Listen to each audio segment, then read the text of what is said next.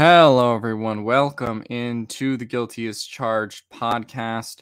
I'm your host, Alex. Whether you're listening on podcast services or watching on YouTube, I wanted to talk a little bit about the NFL Combine today, and specifically how some of the performances at the Combine will end up affecting the Chargers.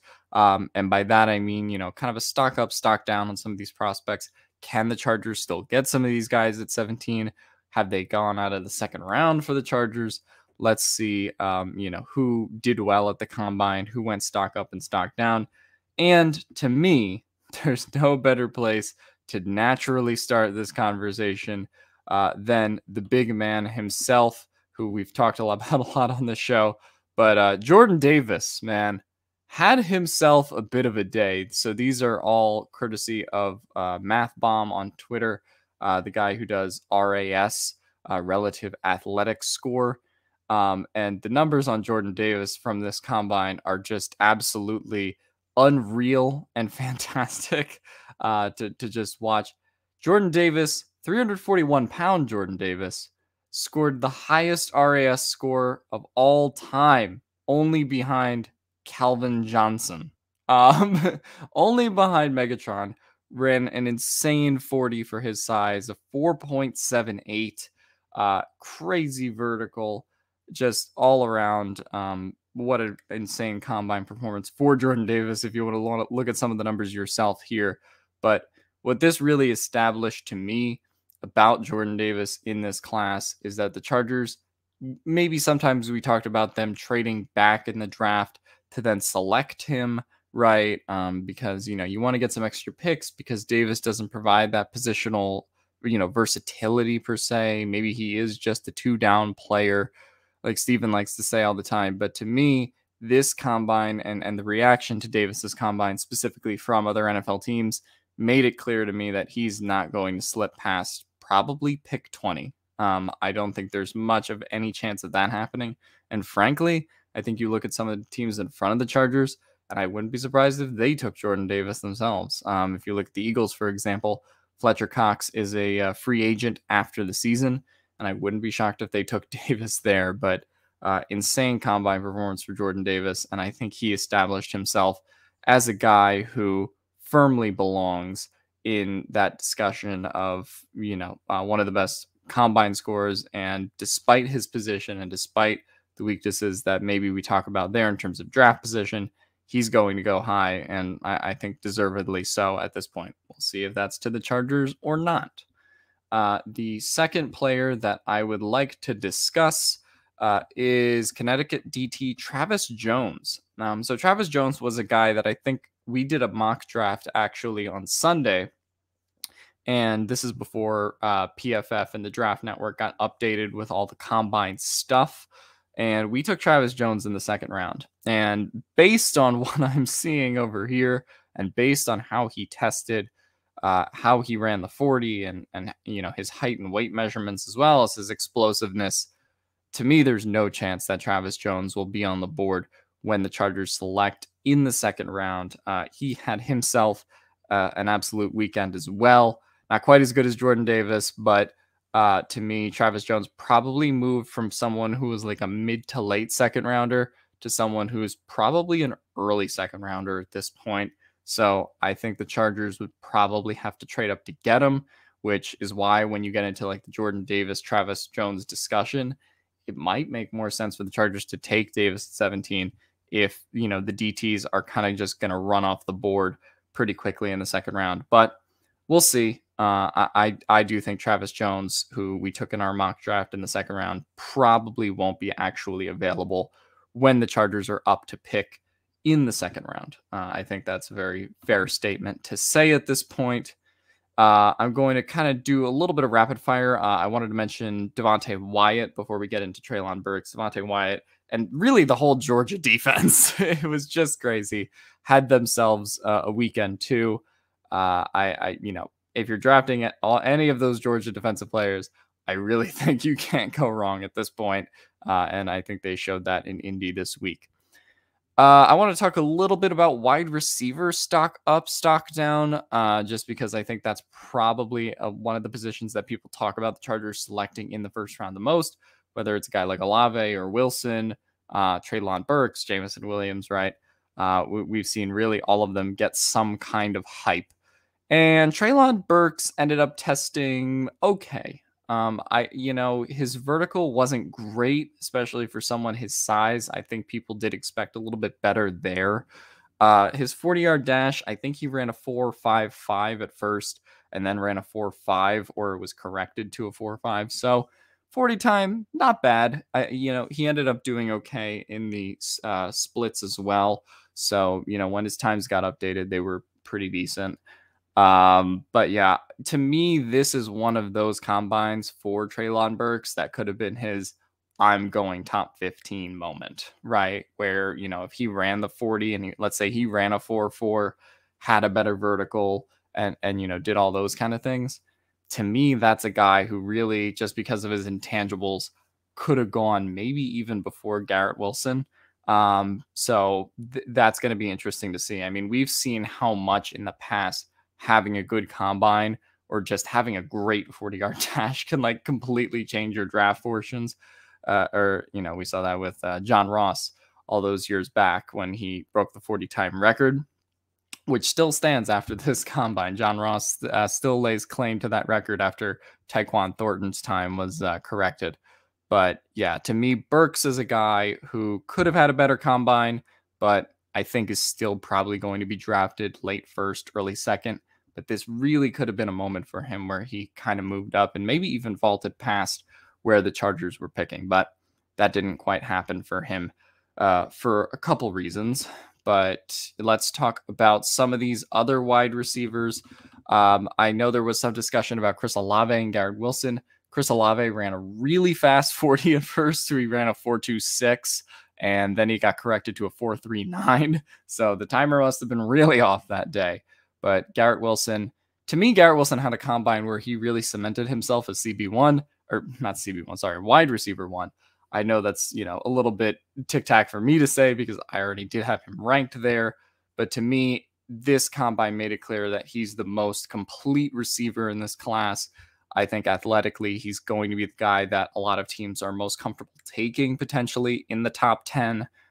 So to me, the wide receiver game really starts after him at this point. And I think he established that at the combine. If he had had a bad combine, maybe there'd be questions, but put up one of the fastest 40 times for the receivers and tested well pretty much everywhere else too. So to me, Garrett Wilson and Chris Olave both did well for themselves. But I think you look at Garrett Wilson and he's still going to be the pretty clear wide receiver 1. Christian Watson, I think, had himself a really terrific combine. I think before they corrected the numbers, he put up one of those 10 U's, which is, basically like a perfect score. So he didn't end up getting that because I think his time got corrected from like a 4.28 to a 4.36, because of how they keep time there. But really everything you saw at the Senior Bowl with Christian Watson was kind of just really put a stamp on at the combine, right? In terms of his height and weight, like really great. His vertical is just insane. The way that he's able to kind of like shift his body as well, right? Not just the 40-yard dash, but the 20-yard and 10-yard splits too, are pretty crazy just because we've seen how he's able to turn and make use of his height, make use of his length, but also has some great bend to him, and was really just incredibly athletic. So to me, Christian Watson has gone from a guy who was going to go in round 4 to a guy that I don't think is going to make it out of round 2, and maybe a guy who gets selected in the top half of round 2, which is crazy for a guy who comes from North Dakota State and who is competing with all of these other FBS receivers. But to me, Christian Watson had himself a day, and hats off to him, because I think that's really, really hard to do for the wide receivers. I think there were a couple others that I wanted to mention. I don't think Drake London ended up, that's a bit of a stock down. Didn't end up doing a lot of the combine drills. I think he just did the bench press. I don't think he ended up running the 40. I don't know if he's going to do that at his pro day or not, but that might be a slight stock down situation for him. Jameson Williams, obviously because of his injury, that's a situation where he wasn't going to run the 40 anyway. But I do think that's an interesting discussion to have. David Ajabo, on the other hand, tested like an absolute freak at the edge position. His height and weight, didn't quite measure up to kind of what you want in a defensive end. Just okay in that regard. But his vertical, I mean, he's able to get off, and then had a really impressive 40 time as well, and as well as his splits. So to me, he established himself as a guy who's very clearly going somewhere in that 16 to 24 range. And maybe he was going there before the combine, but to me, maybe he's a guy who, because George Karlaftis did not run the 40 times and David Ajabo did all the drills, maybe Ajabo can kind of move himself past Karlaftis in the minds of a lot of these GMs.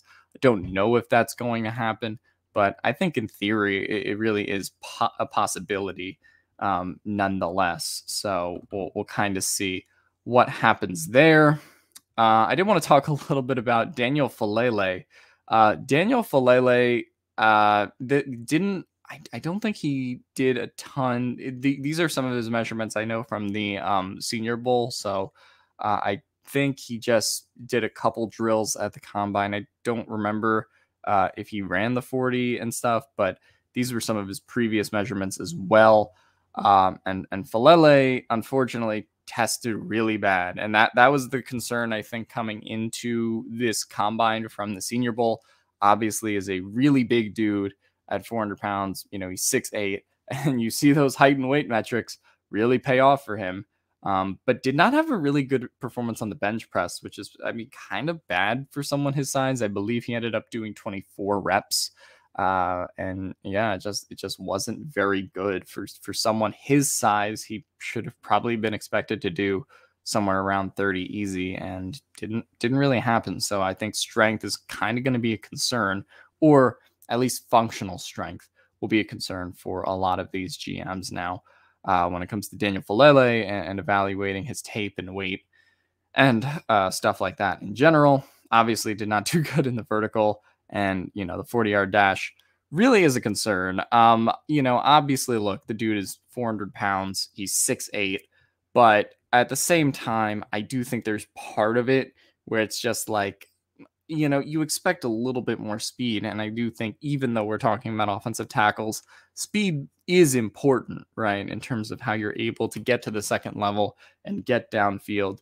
And those problems do show up for Fellaille on tape sometimes, in addition to his work at the Senior Bowl a little bit. So to me, pretty bad combine for Daniel Fellaille, but I guess I didn't really expect him to have a good one. So to me, he's a guy that maybe could have gone in the second round, but probably drops maybe to the third or fourth. We'll have to wait and see as time will tell on that one. But let's talk about some of these other guys. We already talked about Jordan Davis. We already talked about Travis Jones. I might have saved some of these images twice in all fairness, but let me just see if I can find some of these other things. I did want to talk a little bit about the corners, because there weren't a lot of corners who performed to the degree that I think a lot of people expected them to. We'll get to the corners in just a second, because I did want to talk about Trevor Penning. Trevor Penning is a guy that I think a lot of people have talked about for the Chargers at 17, and tested like a lot of people thought he would. I know Brandon Thorne, as well as some of the other offensive line experts, did really expect Trevor Penning to test well, and he did. He ended up running a really fast 40. He had great agility grades too, which is kind of a little bit rare for an offensive lineman. So that kind of speaks to his quick feet and all that. Obviously, probably will need to put some weight on in the next level, but even at his current weight, he tested really well at the combine. So, Trevor Penning is going to be interesting as to where evaluators see him, because me, Tyler, and Steven don't really have him above offensive tackle 3 or 4 in our rankings. But, you take Ike Ekwonu off the board, you take Evan Neal off the board, and then suddenly you're kind of betting on some of that, top end athletic talent, maybe by the time you're around the 15th pick.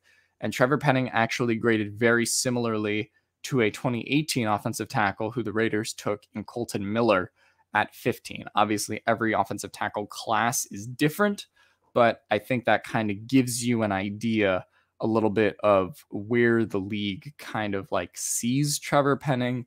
I do think that he is kind of a possibility for the Chargers at 17. I don't think they're going to necessarily take an offensive tackle back-to-back years. Depends on what they do in free agency as well.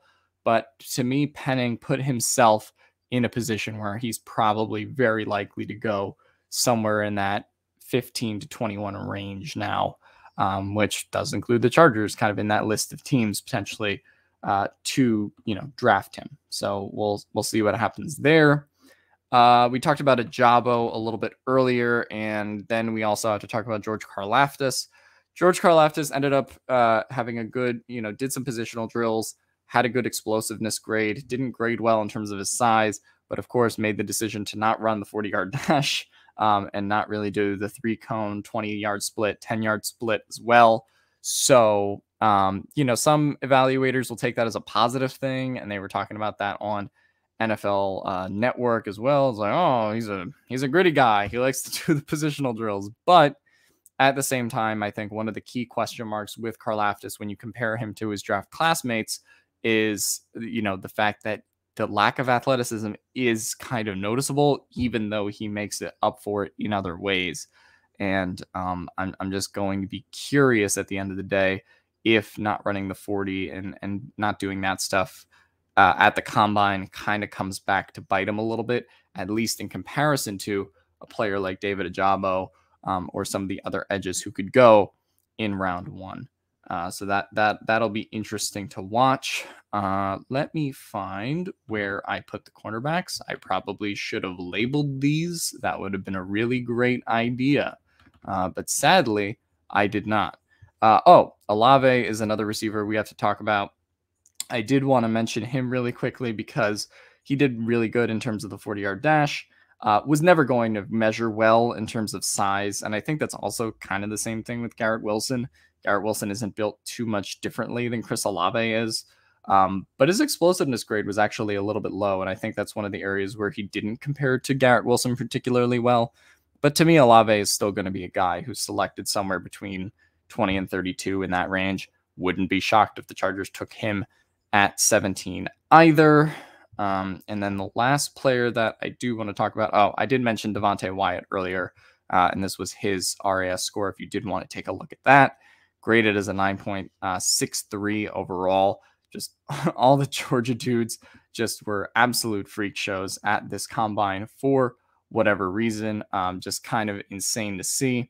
But I did want to talk a little bit about the cornerbacks. I can't quite find where I, placed all of those graphics that I saved, but let's talk a little bit about Sauce Gardner because he was one of the few cornerbacks to do at least most of the drills at the combine.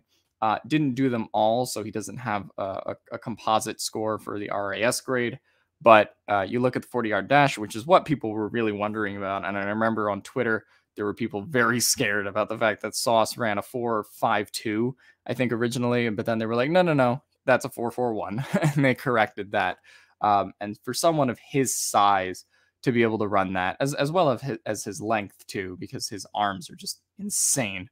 It's like Kevin Durant playing corner. It's just insane to watch when you talk about Sauce Gardner. But to me, this combine really established that Sauce Gardner is cornerback 1 in this class, and I think everyone around the league views him that way.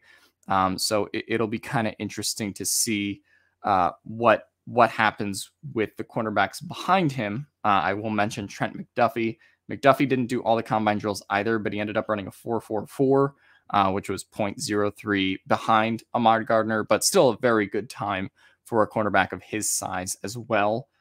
So McDuffie might be in a position to kind of compete for that CB2 role.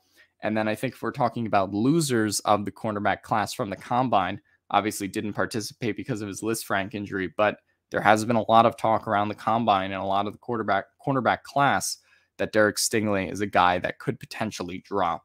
And if that happens, I think that will be because of his injuries, his injury history, and the fact that he wasn't able to, produce at the combine like Sauce Gardner.